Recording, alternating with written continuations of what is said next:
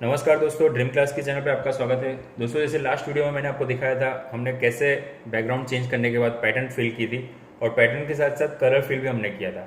वहाँ पे मैंने आपको बताया था कि मुझे ये बैकग्राउंड वहाँ पे सेट करना है, तो उसको हम कैसे सेट करेंगे।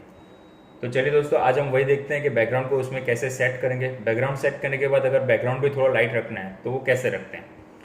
सबसे पहले आपके पास एक बैकग्राउंड ओपन है और यहाँ पे आपका फोटो ओपन है, जो न्यू पेज हमने रखा था वही।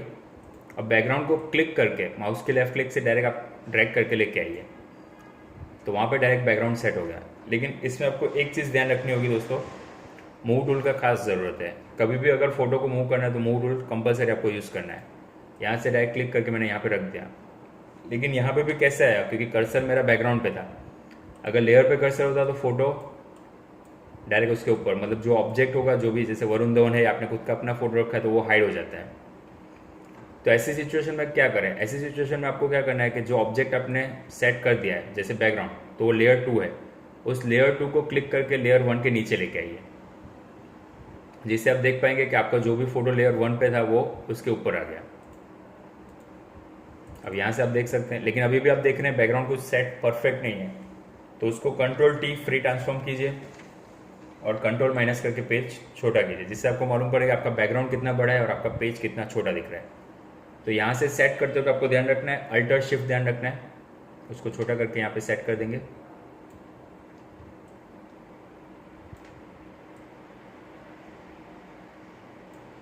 उस हिसाब से आप इसको परफेक्टली यहाँ पे आप सेट कर सकते हो।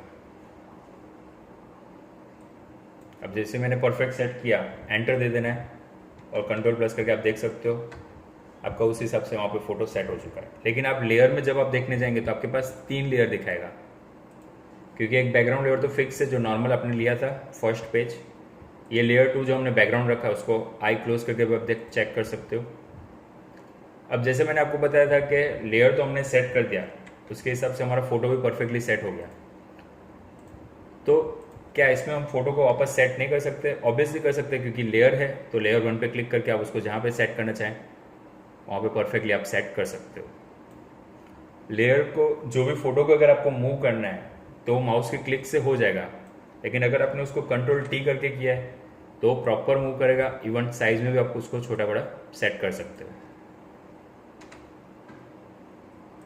इस हिसाब से आप उसको फोटो को परफेक्टली सेट कर सकते हो, जो भी आपको फोटो रखना हो उस हिसाब से। लेकिन अब जैसे हम बात करते हैं कि हमने फोटो सेट कर दिया प्लस पीछे बैकग्राउंड भी सेट कर दिया, और लास्ट सबसे बैकग्राउंड जो है वो एकदम कलरिंग यहाँ पे दिख रहा है, तो उसको पहले कंट्रोल बैकस्पेस करके वाइट कर दीजिए। अब यहाँ पे ये वाइट कैसे हुआ, उसका भी रीज़न है दोस्तों। यहाँ पे जो मैंने ब्लैक एंड वाइट रखा था, जो मैंने आपको आगे वीडियो में सिखा चुका हूँ, जो फॉरग्राउंड और बैकग्राउंड कलर रहता है, अभी वहाँ पे वो कलर करने से यहाँ पे कोई इफेक्ट नहीं पड़ रही है फोटोज़ पे, क्योंकि वो सबसे लास्ट में लेयर दिया हुआ है। फोटोशॉप में लेयर वाइज ही वर्क करना है आपको, जिससे आपका काम उतना स्मूथ हो और काम इतना परफेक्ट आप कर सको।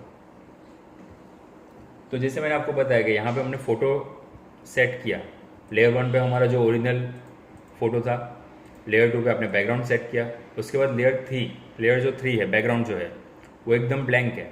अभी आप सब लेयर को बंद करो तो यहाँ पे आपका ब्लैंक पेज पूरा हो गया। लेयर 2 को ऑन करो, बैकग्राउंड पहले से दिखेगा और फिर लेयर 1। लेकिन अब बात करते हैं जो बैकग्राउंड में मुझे कलर चाहिए, और वो भी फ़ोटो के साथ, यानी फ़ोटो भी दिखे और कलर भी दिखे। तो पहले मैंने बैकग्राउंड पे क्लिक करके ग्रेडियंट ले लिया, जो ग्रेडियंट टूल हम ले चुके हैं, आगे यूज़ कर चुके हैं। उस हिसाब से आप अपने हिसाब से कोई भी ग्रेडियंट को लेके यहाँ पे आपने फिल कर दिया। अब यहाँ पे वो कोई फ़ोटो पे इफेक्ट नहीं हुई है, लेकिन वो इफेक्ट कहाँ पे, वो आप देख सकते हैं यहाँ पे बैकग्राउंड में। लेकिन फिर भी बैकग्राउंड पे इफेक्ट दिख रही है तो फोटो पे क्यों नहीं दिख रही है? उसका रीज़न है दोस्तों, क्योंकि उसमें लेयर 2 आपका ऑन है। लेयर 2 को बंद कीजिए तब आपको एग्जैक्ट मालूम पड़ेगा। तो पहले आप अपने बैकग्राउंड इफेक्ट को एग्जैक्ट सेट कर दीजिएगा आपको कैसे रखना है। जैसे अगर राउंड पैटर्न में रखना है तो राउंड पैटर्न में रखिए। तो मुझे जैसे इस तरीके से कुछ पैटर्न पसंद आ रही तो मैं ये पैटर्न रख रहा हूँ। अब मैं लेयर 2 को जैसे ही ऑन करता हूँ तो वापस वो नॉर्मल हो गया, मतलब वही पॉइंट्स पे आ गए हम, कि अगर फोटो दिख रहा है तो बैकग्राउंड नहीं दिख रहा है, कलर, और कलर दिख रहा है तो वॉलपेपर नहीं दिख रहा है। तो लेयर 2 पे आप जैसे क्लिक करते हैं, यहाँ पे आपके सामने कुछ ऑप्शंस दिखेंगे लेयर में, आप देख सकते हैं। एक है ओपेसिटी और एक फील, जो फोटो की क्लियरिटी, यानी फोटो एकदम परफेक्टली जो दिख रहा है उसके लिए। तो फोटो को हमें ट्रांसपेरेंट करने की ज़रूरत है। अब आप ऑपेसिटी से थोड़ा थोड़ा कम कीजिए, जिससे आपका पीछे फ़ोटो जो होगा वो थोड़ा थोड़ा लाइट होता जाएगा। फील्ड से भी कम कीजिए, अभी आपको देख के कलर भी दिख रहा होगा, तो कंट्रोल माइनस करके एग्जैक्ट देखेंगे तो आपको ज़्यादा आइडिया आएगा। इस हिसाब से आपको ऑपेसिटी और फील्ड को सेट करना है, जिस हिसाब से आपको रखना हो।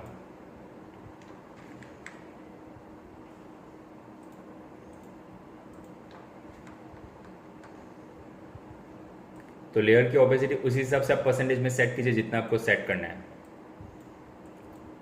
जैसे थोड़ा थोड़ा उसका सिर्फ लाइटनेस शेडो दिखाना है तो उतना ही आप दिखाइए। तो अगर आपको वापस बैकग्राउंड कलर चेंज करना है तो बैकग्राउंड पर क्लिक करके आप वापस से बैकग्राउंड चेंज कर सकते हो। देखिए,